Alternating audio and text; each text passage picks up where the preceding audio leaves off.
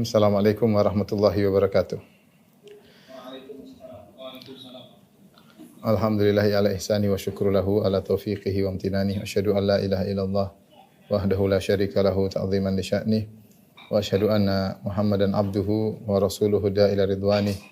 Allahumma salli alaihi wa ala alihi wa ashabihi wa ikhwani. Ikhwan dan akhwat, para bapak-bapak dan ibu, rekan-rekan yang dirahmati Allah Subhanahu wa taala. Tentunya merupakan kesibukan setiap makhluk, bukan hanya manusia, bahkan hewan ya, burung-burung. Sibukan mereka mencari rezeki ya. Karena mereka tahu bahwasanya di antara sebab bertahan hidup adalah dengan mendapatkan rezeki. Oleh karenanya kita harus mengerti ya tentang bagaimana rambu-rambu dalam mencari rezeki, karena sebagian orang ketika orientasi mereka hanyalah rezeki, ya, yang penting bisa mendapat rezeki sebanyak-banyaknya, terkadang mereka sering lupa dengan aturan-aturan yang harus dijalankan ya. Sehingga sering kali dalil-dalil Al-Qur'an dan Sunnah, aturan Allah tidak mereka indahkan. Yang penting bagaimana mereka bisa mendapatkan rezeki. Sampai-sampai ada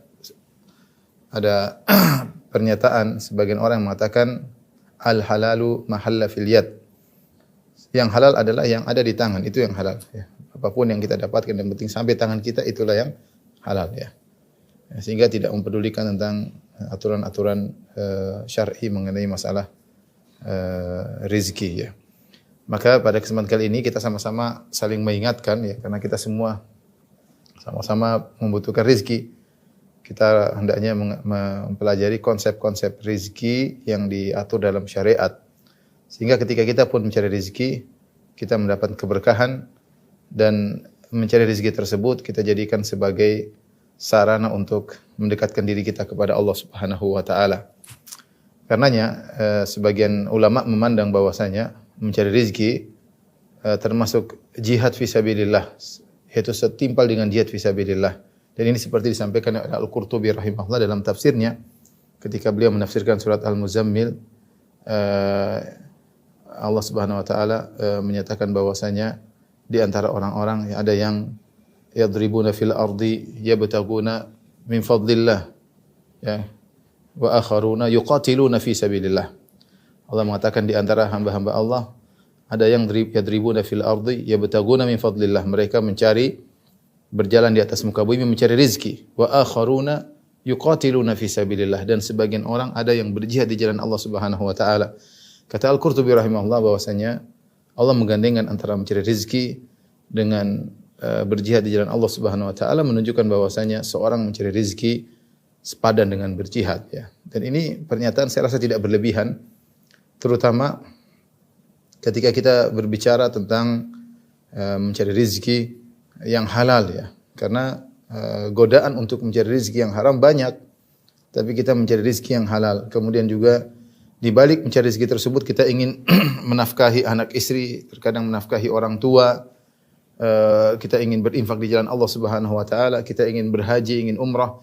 Sehingga wajar jika kemudian Al-Imam Al-Qurtubi rahimahullah dalam tafsirnya menyandingkan antara mencari rezeki dengan berjihad di jalan Allah Subhanahu wa taala. Ini sebagai mukadimah pada kita semua agar kita serius ketika mencari rezeki, kita berusaha mencari rezeki sesuai dengan keridhaan Allah Subhanahu wa taala.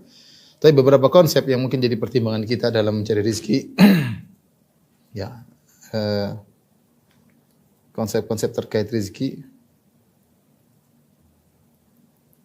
Yang pertama, bahwasanya rezeki itu sudah tercatat. Rezeki sudah tercatat. Rezeki sudah tercatat. Artinya apa? Rezeki sudah tercatat. Ya, sudah ditakdirkan, tidak akan berubah. Tidak akan berubah. Hanya saja tidak ada yang tahu berapa rezekinya. Hanya saja tidak ada yang tahu. Ada yang tahu berapa rezekinya. Berapa rezekinya. Baik, ini yang pertama. Tujuan kita memahamkan hal ini,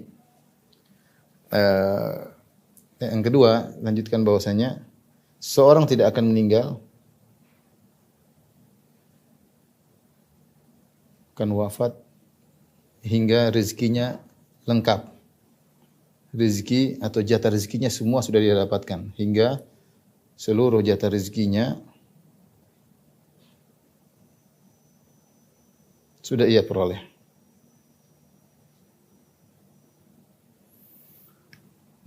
Berdasarkan hadis kata Nabi sallallahu alaihi wasallam, Nabi sallallahu alaihi wasallam mengatakan inna Jibril nafatha fi rawi. Sungguhnya Jibril memberi wahyu kepadaku anna nafsan lan tamuta hatta tastakmila rizqahu. Anna nafsan lan tamuta hatta tastakmila rizqaha.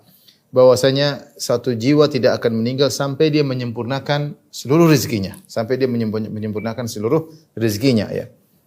Jadi tidak akan kita meninggal kecuali rezeki kita sudah terpenuhi sebagaimana yang telah tercatat di Lauhil Mahfuz, tidak akan berkurang, lengkap ya.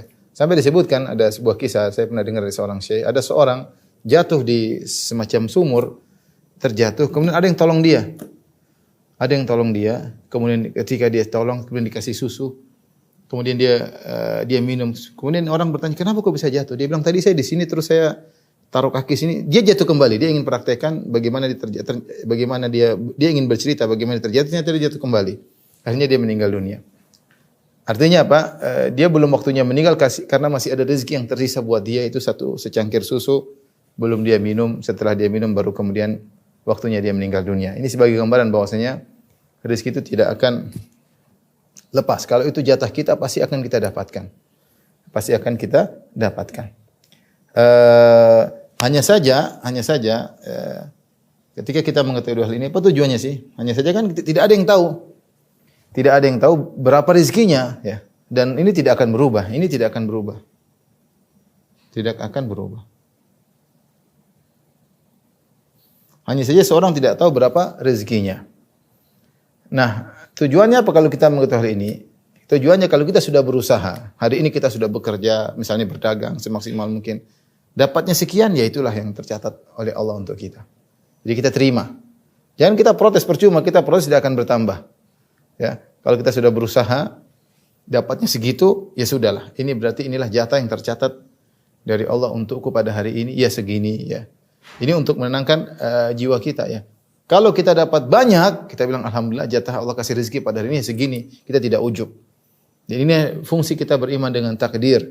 Kata Allah Subhanahu wa taala, "Likai la ta'sau 'ala ma fatakum wa la tafrahu bima atakum." Agar kalian tidak putus asa dari apa yang luput darimu dan kalian tidak sombong dengan apa yang kalian dapatkan ya. Jadi dia tahu semua rezeki sudah tercatat. Baik. Ini yang pertama.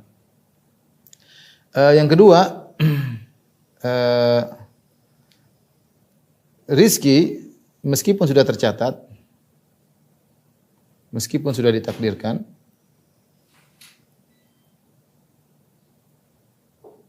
akan tetapi proses memperolehnya pun dengan sebab dan akibat. Memperolehnya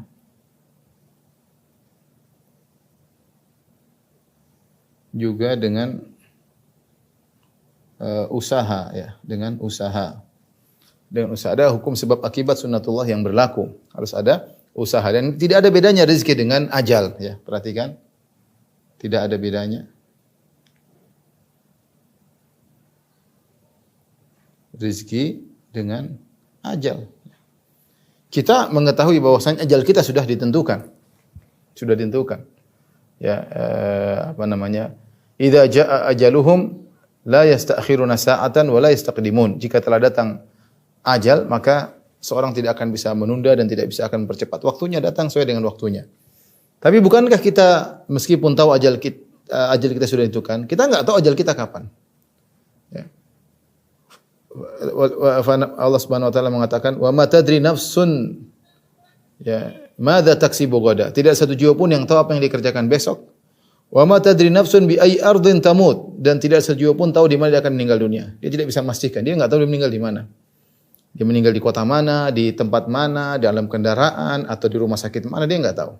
Wa ma tadri nafsun bi ayyi ardhin tamut. Tidak satu jiwa pun tahu di mana dia akan meninggal. Tetapi kita meskipun yakin ajal kita sudah ditentukan, tetapi kita berusaha menjaga kesehatan. tidak makan yang berbahaya, kita berusaha olahraga, kita berusaha jaga kesehatan, kalau sakit kita berobat, meskipun kita tahu ajal kita sudah ditentukan. Nah, kalau sebagaimana kita bisa berpikir jernih tentang masalah ajal kita sudah ditentukan. Tapi tetap aja kita berusaha. Tapi kalau sudah Allah tentukan, mau berusaha apapun pasti meninggal ya. Pasti meninggal ya. Mau sesehat apapun kalau ditentukan takdirnya meninggal ya meninggal.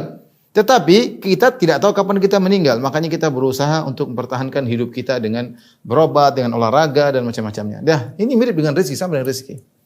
Rezeki kita nggak tahu berapa jatah yang akan Allah berikan kepada kita. Tapi kita berusaha mencari rezeki dengan berusaha dengan ada sebab-sebab yang Allah anjurkan agar kita mendapat rezeki.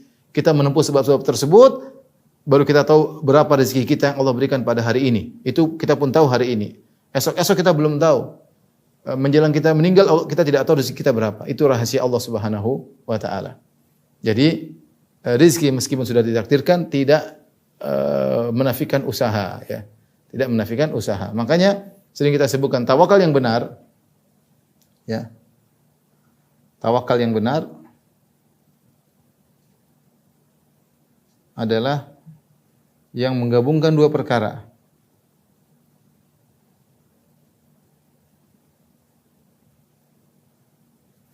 Dua perkara tersebut adalah menyerahkan diri, menggantungkan hati kepada Allah, menggantungkan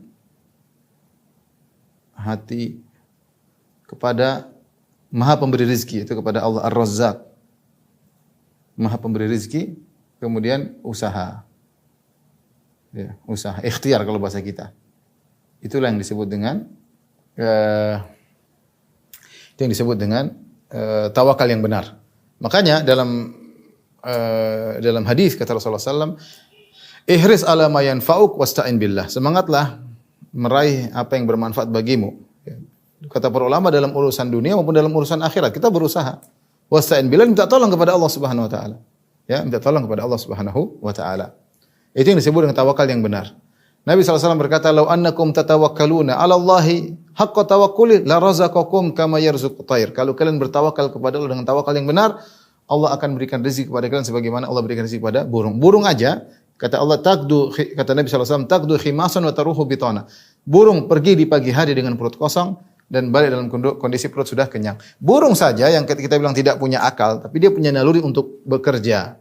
Dia pagi hari dia terbang mencari nafkah, tapi dia bertawakal kepada Allah Subhanahu wa taala. Dia menjalankan sebab, urusan rezeki yang ditentukan oleh Allah Subhanahu wa taala. Jadi ini kaidah yang kedua. Maksudnya meskipun rezeki sudah ditentukan dan tidak berubah, tapi dia terkait dengan hukum sebab dan akibat dan harus disertai dengan usaha ya. Baik, jadi saya ingatkan tadi kita meyakini yang kaidah pertama, kita meyakini rezeki sudah tercatat, tidak akan berubah tujuannya. Tujuannya kalau dapat sedikit menurut kita, jangan putus asa. Kalau dapat banyak, jangan sombong. Karena itu semua sudah dijatah. Jangan sombong.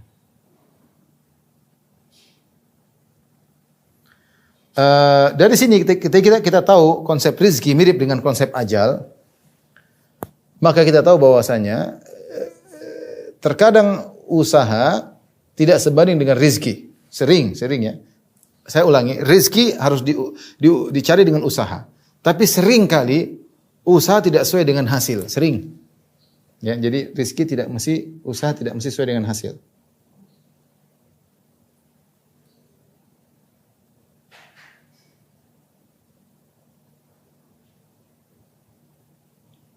Dengan hasil. Karena yang menentukan rezeki adalah Allah, ya. Agar kita yakin pemberi rezeki adalah Allah. Ada orang sudah bekerja mati-matian toh, capek mungkin kerja 25 jam per hari kalau boleh kita katakan saking capeknya. Tapi rezekinya sikit-sikit saja. Ada orang yang mungkin santai tapi diberi kemudahan oleh Allah, Allah berikan rezeki yang banyak. Ada orang kita ketemu dia mungkin 5 tahun lalu masih miskin, tahu-tahu sudah kaya raya. Ada orang yang tadi kita lihat kaya ternyata miskin. padahal usahanya tidak berkurang. Semangatnya tuh dia menunjukkan bahwasanya usaha ya terkadang tidak sesuai dengan hasil, tapi rezeki harus diperoleh dengan usaha ya. Ada orang tidak berusaha apa-apa, tahu-tahu dia jadi kaya raya. Kenapa? Bapaknya kaya, bapaknya meninggal dapat warisan. Gampang aja demikian ya. Ya. Ini semua agar kita tahu bahwasanya pemberi rezeki adalah Allah Subhanahu wa taala, agar kita tidak ujub, tidak sombong, tidak ujub ya. Usaha harus ada tapi jangan ujub dengan usaha kita. Karena sebagian orang ketika dia berhasil dia mengatakan karena kecerdasanku, karena pengalamanku. Kita bilang bahwasanya kecerdasan tidak berbanding lurus dengan kekayaan, tidak berbanding lurus. Banyaknya pengalaman tidak berbanding lurus dengan banyaknya harta. Betapa banyak orang cerdas, lebih cerdas daripada kita, tidak kaya-kaya. Betapa banyak orang pengalamannya lebih banyak dari pengalaman kita, ternyata tidak kaya. Rezeki rahasia Allah Subhanahu wa taala. Tapi Allah menyuruh kita untuk berusaha. Dalam banyak ayat kata Allah, "Famshu fi manakibiha wa kulu min rizqih." Berjalanlah kalian di penjuru bumi, carilah rezeki Allah Subhanahu wa taala. Allah mengatakan, fa idza qudiyatis salatu fantashiru fil ardi wabtagu min fadlillah. Jika selesai salat Jumat, bertebaranlah di atas muka bumi dan carilah rezeki Allah Subhanahu wa taala. Baik. Berikutnya yang ketiga, rezeki tidak terbatas pada harta. Banyak rezeki-rezeki yang tidak kita sadari ya. Saya ingin teman-teman sekalian, kawan-kawan buka surat Al-Baqarah ayat 212 ya. Lihat. 2 ayat 212. Saya bacakan ayatnya yang menunjukkan bahwasanya rezeki itu bukan pada harta saja yang kita makan, rezeki itu banyak sebenarnya. Allah berfirman, Zuyina lilladzina kafarul hayatud dunya. Kata Allah Subhanahu wa taala, kehidupan dunia dijadikan indah dalam pandangan orang-orang kafir.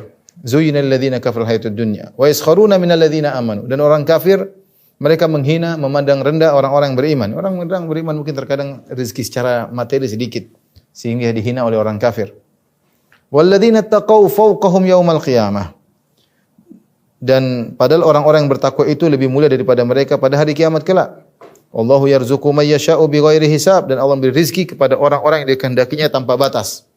Saya ulangi ayatnya, Allah berfirman orang kafir diberi keindahan dunia, kemudian mereka mengajak orang beriman, maka Allah jelaskan bahwasanya rezeki bukan cuma itu saja. Walladzina taqaw fawqahum yaumal qiyamah. Padahal orang yang beriman itu lebih tinggi daripada mereka pada hari kiamat kelak. Wallahu yarzuqu may yasha'u bighairi hisab, dan Allah memberi rezeki kepada siapa yang Allah kehendaki tanpa hisab. Kata Syekh Sa'di rahimahullahu taala mengomentari firman Allah, wallahu yarzuqu may yasha'u bighairi hisab. Allah memberi rezeki tanpa hisab. Farizqu ad-dunyawi yahsulu lil mu'min wal kafir. Adapun rezeki duniawi itu didapatkan oleh beriman orang kafir. Wa amma rizqul qulub minal ilm wal iman. Adapun rezeki yang berkaitan dengan akhirat, kebahagiaan hati, ilmu, iman, mahabbatullah, cinta kepada Allah, wa khasyatuhu, takut kepada raja'uhu, dan berharap kepada Allah, wa nahu dzalik, dan yang semisalnya, fala yu'tiha illa man yuhib, maka Allah tidak berikan kecuali kepada orang yang Allah cintai. Jadi rezeki sebenarnya tidak terbatas pada harta saja. Jadi ada rezeki duniawi, ada rezeki ukhrawi. Rezeki dunia pun tidak terbatas pada harta doang ya. Rezeki itu banyak. Oleh karenanya ini harus kita renungkan bahwa sebenarnya Allah memberikan kita sangat banyak rezeki. Contohnya seperti istri soleha. Istri soleha, kata Nabi SAW, ad-dunya mata', sungguhnya dunia itu adalah kesenangan, aset. Wa khairu mata'id dunya al-mar'atu salihah, dan sebaik-baik kesenangan duniawi adalah istri yang soleha. Siapa yang dapat istri soleha? Lebih baik daripada dia mendapatkan rumah yang mewah. Percuma dapat rumah mewah tapi istrinya suka ngomel, marah-marah kerjanya, tidak pernah bersyukur, bentak-bentak, rumah mewah seakan-akan sempit, tidak ada rasanya. Tapi orang mungkin rumah sederhana tapi subhanallah masuk ke rumah istrinya senyum, menyiapkan makanan semua, kalau dia pergi siapkan bajunya, kalau dia mandi siapkan handuknya, ya. Baru keluar kamar mandi, handuk sudah disediakan sama istrinya. Wah, itu rezeki yang luar biasa. Ini contoh maksudnya yang sering kita tidak sadari. Kesehatan rezeki yang luar biasa. Yang kata para ulama, kesehatan adalah tajun, ya. Kesehatan adalah mahkota yang dipakai oleh orang-orang sehat, tetapi yang tidak ada yang bisa melihatnya kecuali orang sakit. Jadi kita ini kalau sehat sedang pakai mahkota, tapi yang bisa lihat kita nggak bisa lihat, yang lihat orang sakit. Orang sakit tahu bahwasanya kesehatan itu sangat mahal. Makanya kata Nabi sallallahu alaihi wasallam dalam hadisnya, man asbaha fi aminan fi sirbihi mu'afan fi jasadihi wa lahu qutu yaumihi fa ka'annama hizathu dunya. Barang siapa yang pagi hari aman di rumahnya, sehat badannya, kemudian dia punya makanan untuk hari itu, seakan-akan dunia telah dibawakan kepada dia. Artinya sudah apa yang mau dia cari ini sudah rezeki yang luar biasa didapatkan pada hari tersebut. Ini maksudnya contoh rezeki yang tidak kita sadari. Ya. Keamanan negeri, kita di Indonesia alhamdulillah negeri aman, kemana-mana tidak kekhawatiran, tidak takut dirampok, tidak takut di ini. Alhamdulillah. Sebagian negara masih banyak tidak dalam kondisi aman. Kondisi politik berubah dengan cepat, ya, terjadi perang saudara di antara mereka, ya,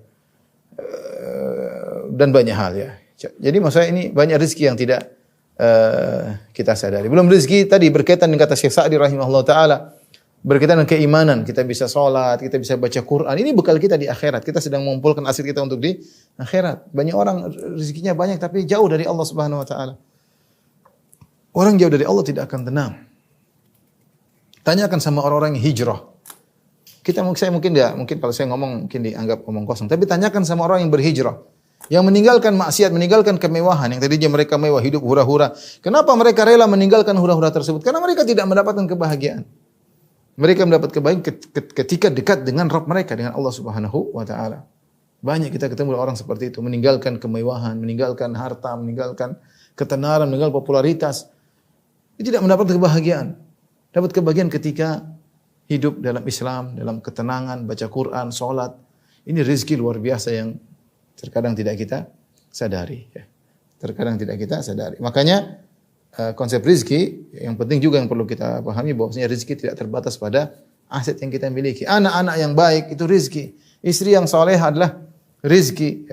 Rumah yang tenang adalah rezeki. Keamanan, kesehatan, ketentraman, kebahagiaan ini semua rezeki yang jauh lebih berharga daripada harta yang banyak. Jauh lebih berharga yang banyak. Saya sering sampaikan, ada di musim pandemi, kita ketemu orang yang mungkin miliarder. Tapi kalau kita ketemu, bagaimana? Ngeluh aja kerjanya. Waduh, ini lagi begini, waduh begini repot, waduh pandemi. Ngeluh. Sementara kita ketemu dengan sebagian orang yang mungkin miskin, tenang aja, alhamdulillah ala kulli hal. Alhamdulillah masih bisa ini, alhamdulillah. Senyum, masih bisa tertawa, masih bisa bercanda. Yang miliarder sudah enggak bisa bercanda, udah pusing dia. Makanya kalau kita batasi konsep rezeki dengan hanya aset, ya itu tidak benar, ya. Tidak benar karena rezeki itu banyak, ya. Ini harus kita renungkan. Saya bilang rezeki yang paling besar adalah rezeki ikhlas, keimanan, bisa sholat malam. Itu rezeki luar biasa. Banyak orang yang tidak diberi rezeki tersebut, kesabaran, ya. Kata Nabi sallallahu alaihi wasallam, "Wa ma utiya ahadun ata'an awsa wa khairan minas sabr." Tidaklah seorang diberikan suatu anugerah dari Allah yang lebih baik dan lebih luas daripada sabar. Siapa yang diberi kesabaran, Masya Allah. Jadi, Bapak Ibu rahmati Allah Subhanahu wa taala, di antara konsep rezeki. Tapi kita lanjutkan mungkin di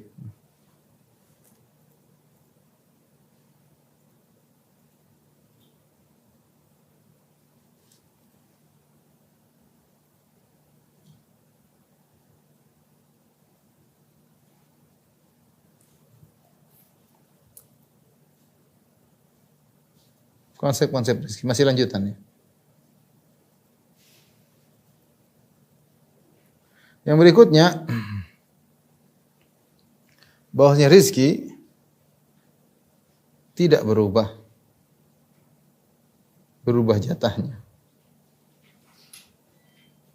Apakah diperoleh dengan cara yang halal?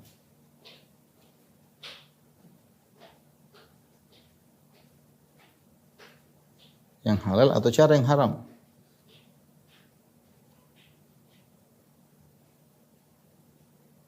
Tidak berubah, ya. Artinya pada orang dia misalnya punya rezeki dengan mencuri misalnya, atau dengan makan riba misalnya, atau dengan cara yang haram. Sungguhnya kalau dia tinggalkan cara haram tersebut dulu, dia akan juga mendapatkan dengan nominal yang sama dengan cara yang halal. Tinggal dia pilih mana, ya. Mau dia dengan cara haram dan cara nominal tidak berubah, ya. Jatah rezeki tidak berubah, nominalnya tidak berubah. Ya.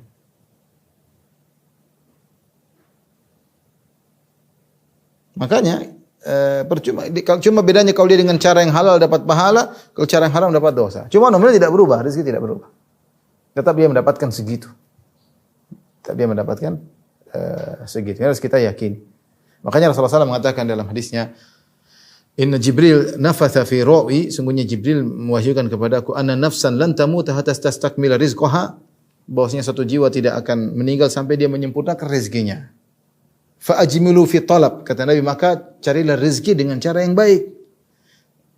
Khudhu ma halla wa da'u ma haram. Ambil yang halal dan tinggalkan yang haram. Sama saja, kau akan dapat segitu-segitu juga. Mau cara haram, cara halal, dapatnya segitu, enggak akan berubah. Sudah maktub, sudah tercatat. Cuma Allah ingin usaha kita haram atau halal tercatat. Maka harus diyakini kalau ada suatu hal yang membuat kita tergiur ingin mendapatkan rizki dengan harta yang haram, yakinlah kalau kau tinggalkan kau akan dapat yang semil dengan cara yang halal. Dengan cara yang halal. Ya, dengan cara yang halal. Kemudian konsep berikutnya ini nomor 4 tadi. Nomor 5, sebab meraih rezeki. Ada 2. Yang pertama sebab sebab materi ya. Ada sebab ukhrawi. Sebab materi maksudnya ya kerja, maksudnya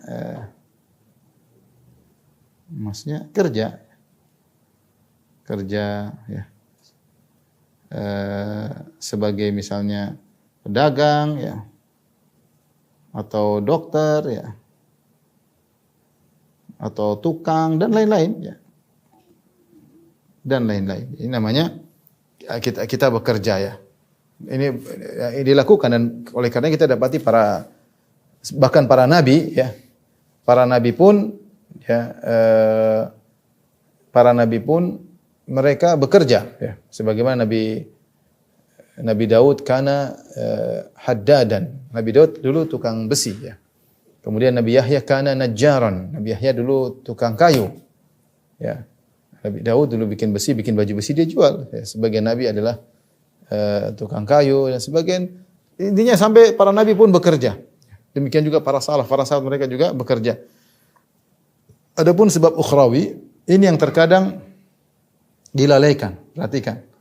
Sering dilalaikan. Sebab ukhrawi ini sering dilalaikan. Sering tidak dianggap. Padahal efeknya jauh lebih besar. Jauh lebih besar. Lebih besar daripada sebab materi. Dianggap enteng padahal ini efeknya jauh lebih besar daripada sebab materi. Apa saja sebab-sebab ukhrawi yang bisa menjadikan kita memperoleh rezeki ya. Terutama sebab duniawi kita kerjakan, sebab materi kita kerjakan. Materi atau duniawi kita kerjakan. Kerja kayak kesana kemari kayak pagi-pagi nawarin barang kayak pokoknya kerjakan. Tapi ada sebab ukhrawi yang mengiringi sebab duniawi yang itu efeknya lebih besar. Ini orang tidak sadar. Orang tidak sadar. Di antaranya ya banyak ya, misalnya tentunya berdoa paling besar. Berdoa. Allahumma qfini bihalalika an haramika wa aghnini bifadlika amman siwak. Ya Allah, Allahumma qfini bihalalika, cukupkanlah aku dengan perkara yang halal darimu ya Allah. Min haramik, agar aku tidak ambil dari perkara yang haram. Wa aghnini bifadlika amman siwak, jadikanlah aku hanya bertumpu kepada Engkau tidak kepada yang lainnya. Sering doa ini. Agar rezeki kita benar-benar hati kita tergantung kepada Allah Subhanahu wa taala. Allah cukupkan kita, tidak perlu kita minta sama orang lain. Ya. Berdoa, Allahumma qfini bihalika an haramika bifadlika amman siwak. Demikian juga habis salat subuh kita mengucapkan Allahumma inni as'aluka ilman nafi'an wa rizqan thayyiban wa amalan mutaqabbala. Minta kepada rizqan thayyiban, minta kepada Allah Subhanahu wa taala. Nangis kita malam, ya Allah dengan rezeki aku ingin berbakti sama orang tua, ya Allah aku ingin bersedekah, aku ingin membantu kerabat, aku ingin bikin rumah tahfidz, aku ingin berdoa minta sama Allah. Allah Maha Pemberi rezeki. Kalau Allah mau kasih rezeki gampang, kun fayakun, selesai. Selesai. Orang dari miskin kaya mendadak banyak kalau Allah mau kasih gampang. Banyak. Jadi sebab utama adalah berdoa kepada Allah Subhanahu wa taala. Yang kedua, ini juga sebab yang sangat ampuh adalah silaturahmi.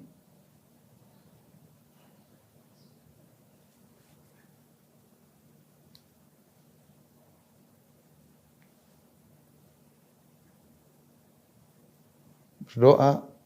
Yang kedua, silaturahmi. Terlebih lagi kepada orang tua, terutama berbakti kepada orang tua.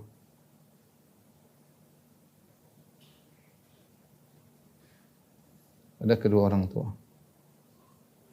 Dan Nabi SAW telah menyampaikan secara khusus, kata Nabi SAW, man ahabba an yunsa'alahu fi athari wa yubsatalahu fi rizqihi falyasil rahimah. Siapa yang ingin dilapangkan rezekinya, dipanjangkan umurnya, sambung silaturahmi, terutama orang tua.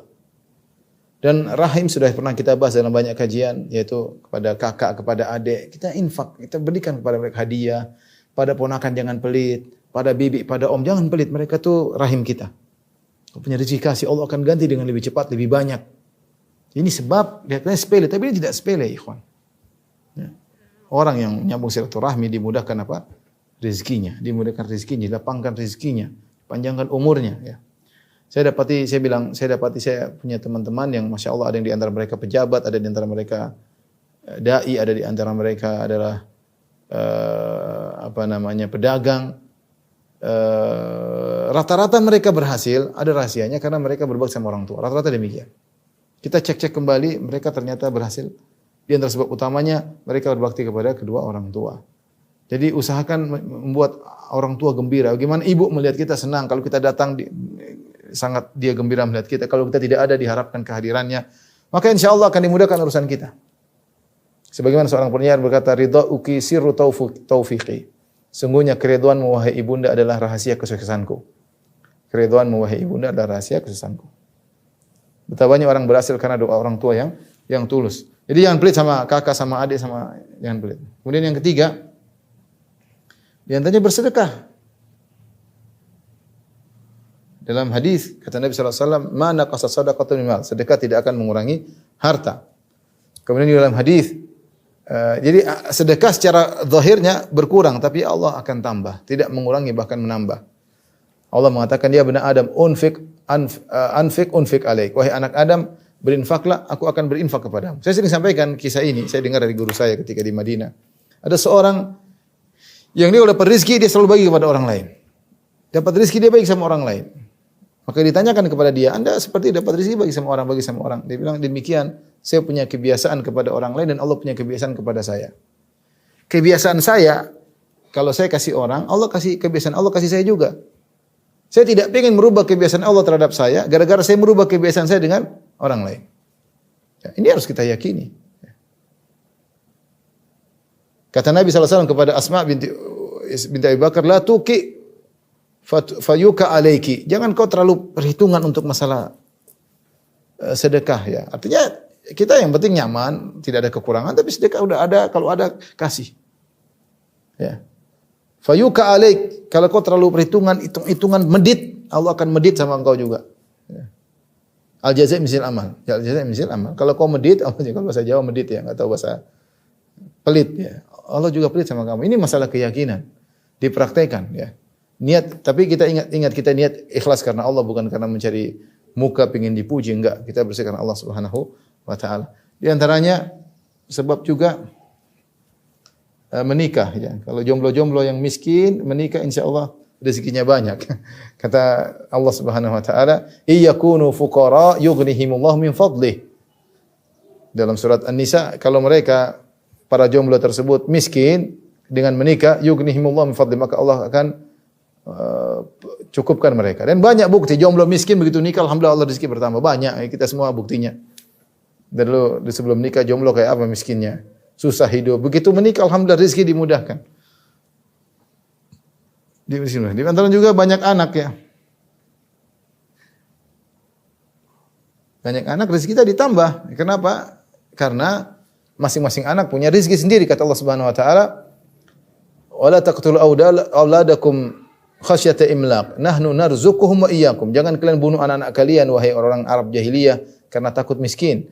Nahnu narzuqukum wa iyyakum. Kami yang beri rezeki kepada anak-anakmu sebagaimana kami beri rezeki kepada kalian. Jadi rezeki anak-anak sudah ada jatahnya, rezeki kalian sudah ada jatahnya. Cuma ketika Allah memberikan rezeki kepada anak-anak lewat kalian.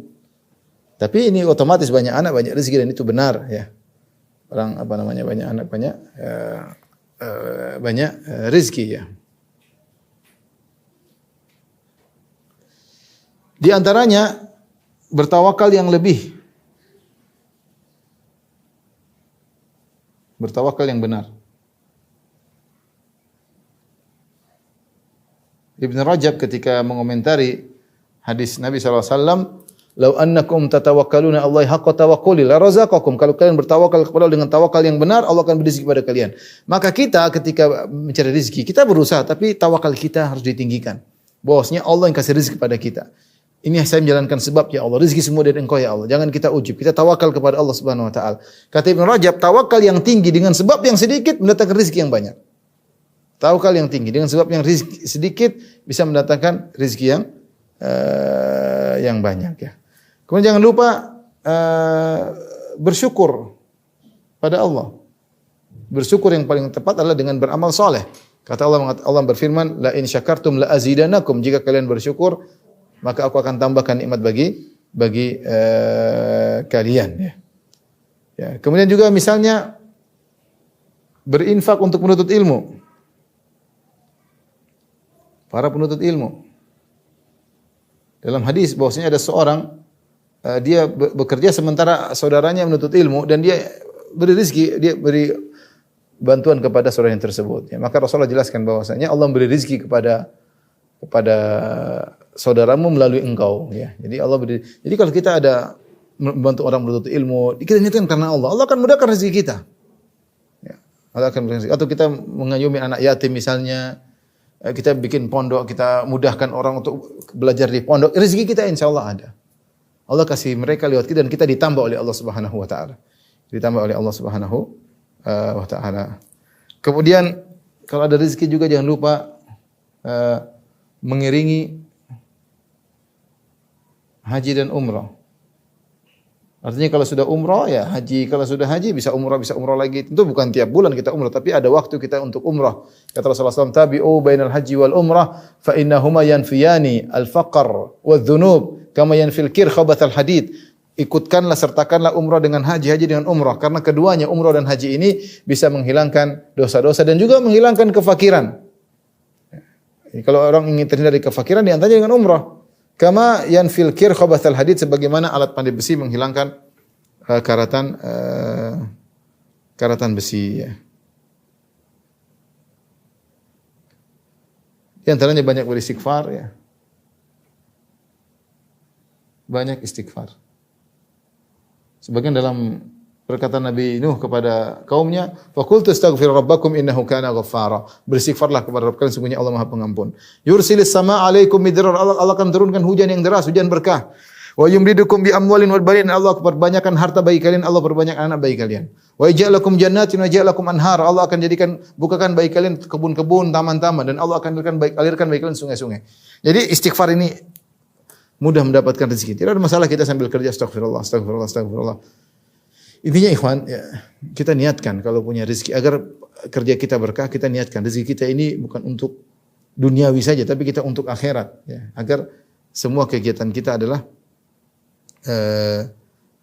rezeki, ya, adalah pahala di sisi Allah Subhanahu wa taala.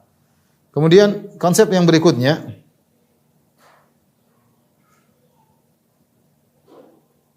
rizki yang dituntut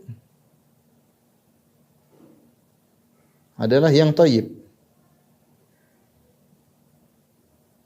Thayyib itu yang baik. Baik yaitu berkah. Berkah tidak harus banyak. Berkah ini tidak harus banyak, ya. Kita ingin rezeki kita berkah. Kalau rezeki kita berkah apa? Kita benar-benar manfaat rezeki tersebut. Kita gunakan bisa untuk ibadah, rezeki tersebut bisa kita gunakan untuk bersama orang tua, untuk makan anak dan istri. Alhamdulillah rezeki berkah. Sebagian orang terpedaya dengan jumlah yang banyak tapi tidak berkah, rezeki itu tidak berkah. Seperti dalam hadis kata Nabi sallallahu alaihi wasallam, "Wa in sadaqa wa bayyana burika fi bai'ihima." Kalau kedua orang itu jujur dalam berdagang, kemudian dia menjelaskan aib barang jualan, burika fi bai'ihima, maka Allah akan berkahi transaksi mereka. Wa in kadzaba wa katama muhiqat barakatu bai'ihima. Tapi kalau mereka berdua berdusta, wa katama menyembunyikan aib barang yang dijual, muhiqat barakatu bai'ihima, maka akan dicabut keberkahan jual belinya. Bisa jadi dapat untung banyak tapi enggak berkah. Enggak berkah misalnya apa? Ternyata uangnya untuk maksiat, ternyata anaknya narkoba, ternyata istrinya selingkuh, banyak hal tidak berkah. Banyak hal tidak berkah, waliyadzubillah. Kita ingin rezeki kita berkah, cari yang halal. Kalau banyak berkah, alhamdulillah itu yang kita inginkan. Tapi kalau tidak banyak, tapi berkah itu yang terbaik ya. Bahkan Rasulullah SAW di antara doanya, Allahumma arzuq ala Muhammadin kutan, ya. Ya Allah berikanlah kepadaku rezeki yang pas-pasan, kata Nabi SAW. Itu doa Nabi SAW. Supaya hisab tidak panjang. Yang penting habis selesai. Rasulullah minta seperti itu. Ya. Baik. Ini di antara konsep rezeki. Untuk melihat berkah atau tidak, untuk mengetahui berkah atau tidak, dilihat. Bagaimana tahu berkah?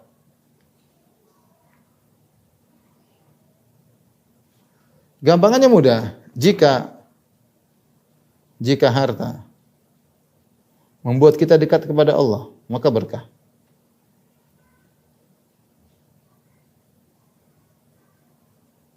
Maka berkah. Jika tidak, ya, maka itu istidraj. Harta, kita punya mobil baru. Mobil baru ini buat kita dekat sama Allah enggak? Semakin bersyukur, tawadhu. Kalau iya berarti itu berkah. Kalau semakin kita sombong, angkuh, pamer sana pamer sini, itu tidak berkah. Kita punya rumah misalnya, ada rumah semakin besar, apakah berkah? Ya, semakin dekat dengan Allah, rumah tersebut kita buka untuk keluarga, untuk silaturahmi, sering undang makan orang, itu berkah namanya. Namanya berkah. Tapi kalau harta tersebut buat kita jauh dari Allah, kita punya jam baru bikin kita semakin sombong, kita punya mobil baru bikin kita semakin jauh dari Allah. Kita punya perusahaan banyak, semakin kita sibuk enggak ingat Allah, semakin enggak baca Quran, semakin ini enggak benar. Hati-hati. Kita tidak ingin banyak-banyakan. Kita banyak itu hanya memperbanyak hisab kita pada hari kiamat. Yang kalau kita mau kaya pun yang kita nikmati cuma sebagian aja, enggak bisa. Yang punya mobil 10 yang kita pakai cuma 1. Enggak bisa pakai 10 sekalian, enggak bisa ya. Kita punya makanan sebanyak-banyaknya, paling makan cuma 1 piring, apalagi kalau sudah kena gula makannya dikit-dikit. Mau kaya kayak apa juga enggak bisa, macam-macam. Mau rumah banyak ya tempat tidur cuma 1 di dalam 1 kamar selesai. Maka kita ingin harta kita itu berkah. Berkah itu ciri-cirinya apa? Membuat kita dekat dengan Allah. Itu namanya berkah. Kalau kita jauh dari Allah berarti harta kita tidak berkah. Harta kita tidak berkah. Maka terakhir ini supaya apa namanya hati-hati ya. Ya. Jangan jadi budak dinar. Kata Nabi SAW, ta'isa abdud dinar, ta'isa abdud dirham. Celaka hamba dinar, celaka hamba dirham. Kenapa disebut dengan hamba, kata para ulama? Karena dinar yang mengatur hidupnya. Dinar yang mengatur. Kalau dinar menyuruh dia tinggalkan salat, tinggalkan salat. Dinar menyuruh dia melakukan yang haram, dia melakukan yang haram. Dinar menyuruh dia minum khamar, dia minum khamar. Demi untuk relasi dengan pembeli, minum khamar, minum khamar. Demi relasi dengan konsumen, nawarin cewek, dia nawarin cewek. Entertain sama maksiat, dia lakukan. Kalau harus berkelahi sama orang tuanya dia lakukan. Jadi dia jadi budak dinar, budak dirham. Bukan dinar jadi budaknya. Oke, jadi kesimpulannya harta adalah titipan Allah Subhanahu wa taala. Maka tidak boleh kita pergunakan kecuali aturan yang menitip. Kita ini inna lillahi wa inna ilaihi raji'un. Kita ini milik Allah dan harta kita milik Allah, kembali kepada Allah. Ingat, setiap harta yang kita miliki ada 2 pertanyaan. Lan tazula qadama abdin hatta yas'ala arba'. 2 kaki seorang hamba tidak akan bergeser sampai ditanya 4 perkara. Di antaranya an malihi, ditanya tentang hartanya. Min aina iktasabu fi ma anfaqa. Dari mana didapatkan dan kemana dihabiskan. Kita akan ditanya setiap harta itu. Dari mana kau dapatkan? Cara halal atau haram? Kalau cara halal masih ada pertanyaan berikut, kemana kau habiskan? Halal atau haram? Kalau kita selamat insya Allah enggak ada masalah. Wallahu alam bisawab. Ini mungkin sebagian kisi-kisi untuk saya pribadi dan juga kepada ikhwan dan akhwat agar ketika kita mencari harta hendaknya kita jangan meninggalkan koridor-koridor Islami sehingga kita hidup dunia ini dapat pahala, mencari rezeki adalah pahala tadi kita sebutkan. Apalagi kalau kita niatkan dalam mencari rezeki tersebut untuk menafkahi anak istri, untuk sedekah, untuk bangun masjid macam-macam, untuk menyenangkan orang tua, insyaallah semua tetes keringat yang keluar dari tubuh kita berpahala di sisi Allah Subhanahu wa taala. Demikian kepada rekan-rekan yang hati Allah Subhanahu wa taala yang saya sampaikan. Kalau misalnya mohon maaf, wabillahi taufiq wal hidayah. Assalamualaikum warahmatullahi wabarakatuh.